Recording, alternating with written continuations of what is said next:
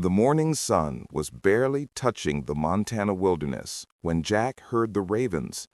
Their urgent, aggressive calls echoed through the pine forest in a pattern he had learned to recognize during his 15 years as a forest ranger. It meant death. It meant something wounded or dying lay somewhere in the thick underbrush ahead. What he found in the small clearing would change everything he thought he knew about the boundaries between wild and tame, between predator and protector, between species that should never share the same den. The female bobcat lay motionless near the base of an old Douglas fir, her tawny fur matted with dried blood. The coyote tracks around her told the story clearly. She had fought hard, probably defending something precious. Then Jack heard it, a tiny, desperate mewing sound coming from beneath a fallen log just 3 feet from her body. He dropped to his knees and peered into the shadowed space.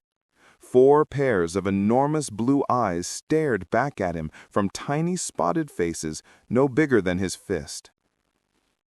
If you care about stories like this one, stories that remind us of the incredible bonds that exist in nature, please consider subscribing to Wild Heart Stories. Every subscription helps us share more of these extraordinary moments and strengthens our community dedicated to celebrating the beautiful, unexpected connections in the animal kingdom. The female bobcat kittens could not have been more than 3 or 4 weeks old. Their eyes were open and alert, their ears already pointed and expressive, but their movements were uncoordinated and weak. They had been without food for at least 12 hours, maybe longer. If he left them here, they would be dead by nightfall. Jack carefully reached into the hollow and pulled out the first kitten. It hissed and swiped at him with claws no bigger than rose thorns, its tiny mouth open in a silent, threatening display that would have been terrifying if the creature was not so impossibly small. 20 minutes later, Jack had all 4 kittens secured in a makeshift nest inside his backpack, their constant mewing echoing through the forest during the 4-mile hike back to his ranch. His ranch sat in a valley surrounded by dense forest on 3 sides, far enough from the main roads that he sometimes went days without seeing another human being. More importantly, it was home to Ember. She was waiting on the porch when he climbed the steps, a 4-year-old black Labrador with a gentle, patient temperament. Jack had rescued her from a shelter 2 years ago, not long after she had lost her own litter of puppies to complications during birth. The vet had said she would never be able to have puppies again, and Jack had seen the sadness in her eyes for months afterward. He had no idea how she would react to bobcat kittens. When Jack opened the backpack on the porch, 4 small spotted faces peered up at him. Ember immediately came closer, her nose working overtime. The kittens saw her and reacted with instant fear. 3 tried to scramble backward, while the 4th, the smallest and most determined, stood on wobbly legs and hissed directly at Ember's massive black face.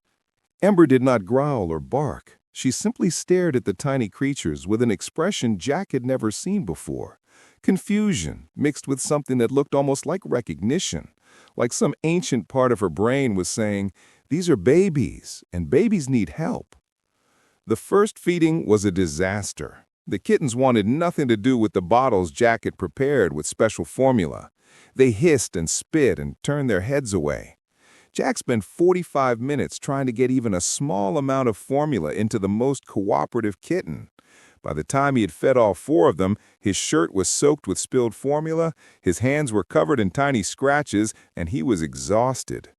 The kittens, finally full, immediately curled together in a tight pile in the cardboard box Jack had prepared and fell asleep.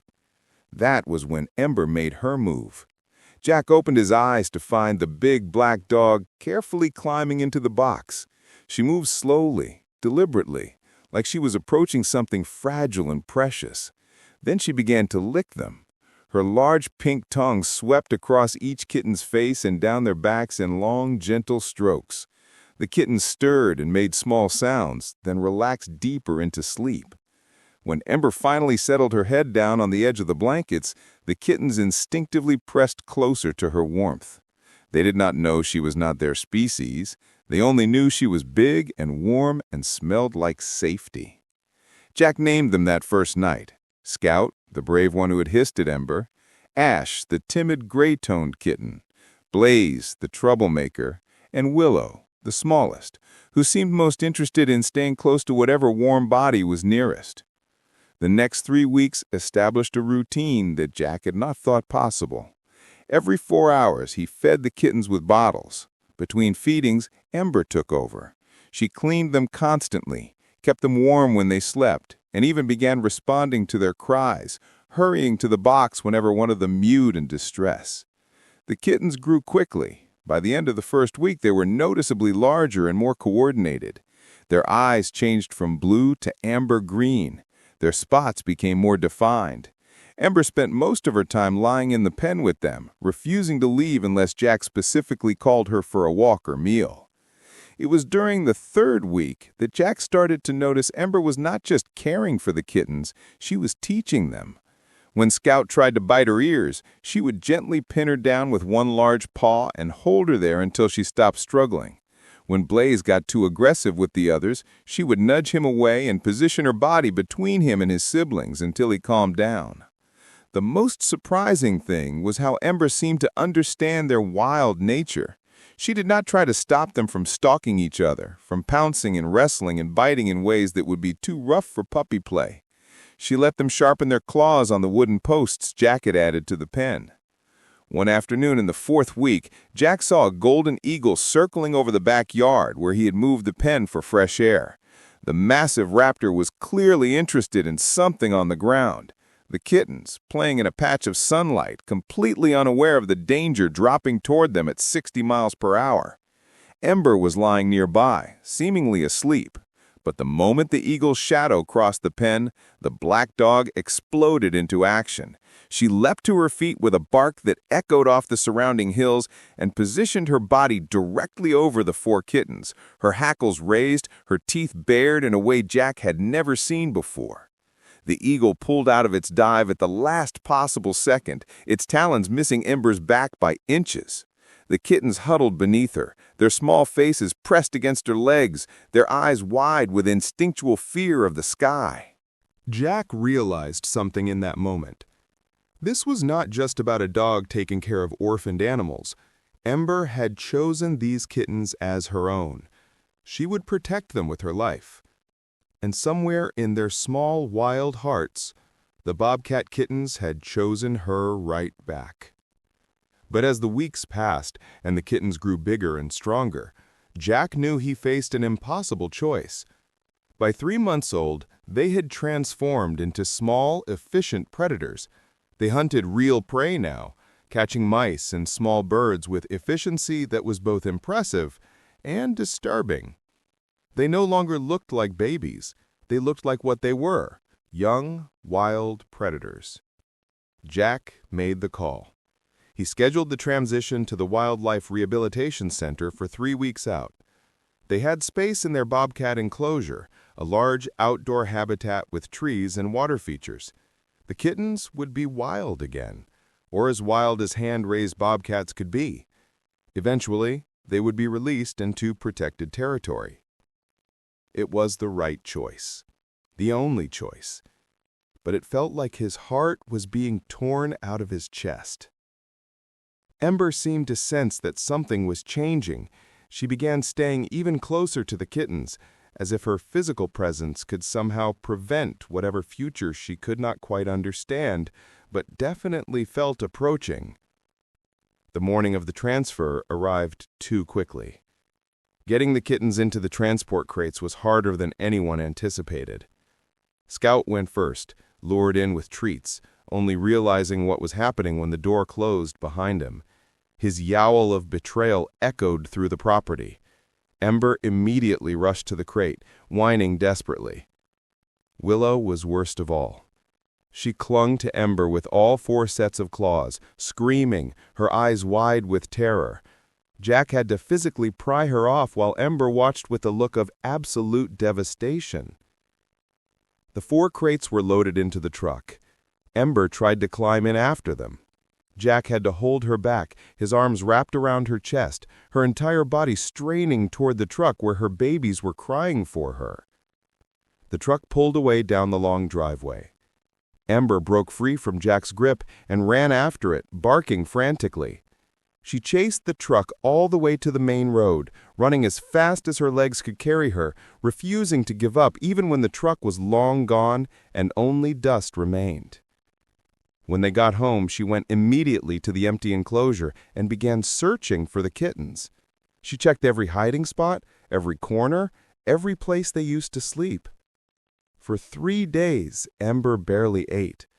She spent all her time in the enclosure, lying in the spot where the kittens used to sleep. 5 months passed. Slowly, Ember began to return to herself. Jack got updates from the Wildlife Center regularly. The kittens were adjusting well, learning to hunt live prey, becoming wild again. Then Jack got a call. The kittens were ready for their final phase before release. The center was hosting a volunteer day and Jack was invited. He could bring Ember if he wanted, though they could not guarantee any interaction. The Bobcats were nearly wild now. They might not remember. Jack made the decision immediately.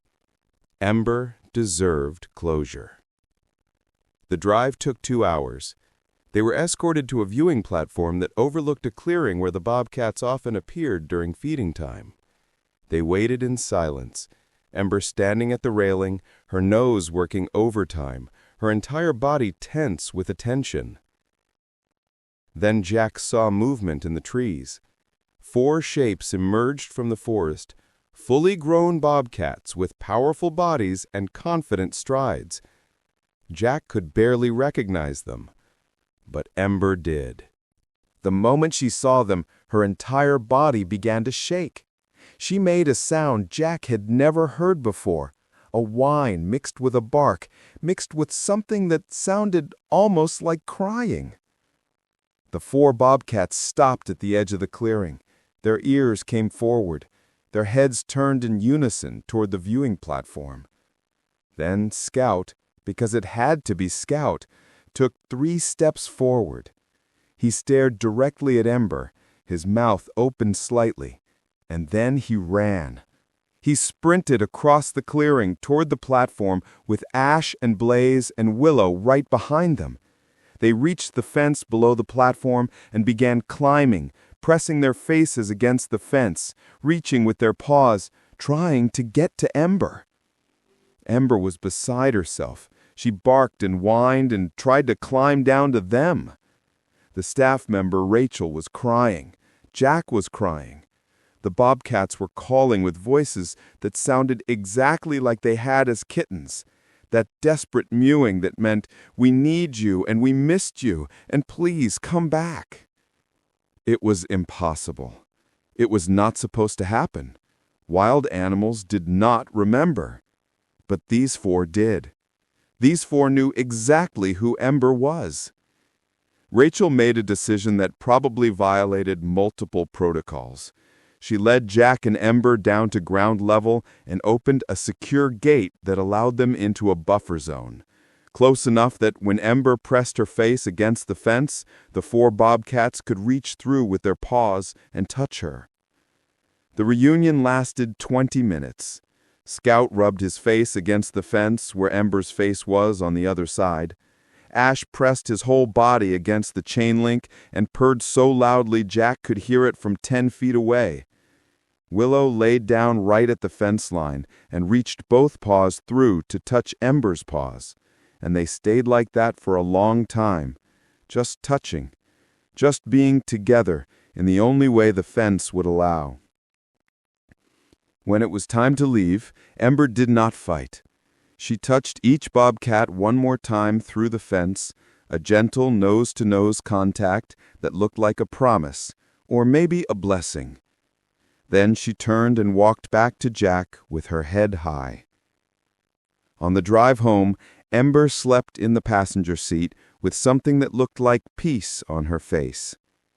6 months later, all 4 bobcats were released into protected wilderness.